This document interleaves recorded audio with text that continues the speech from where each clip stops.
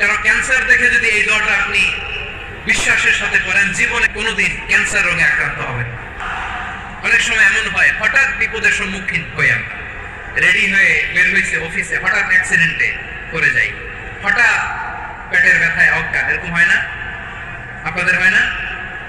বিশ্ব ইসলাম বলেন, আকস্মিক দুর্ঘটনার বিপদ থেকে যদি কেউ বাঁচতে চায়, সকাল সন্ধ্যা যেন প্রত্যেকে এই দোয়াটা পড়ে।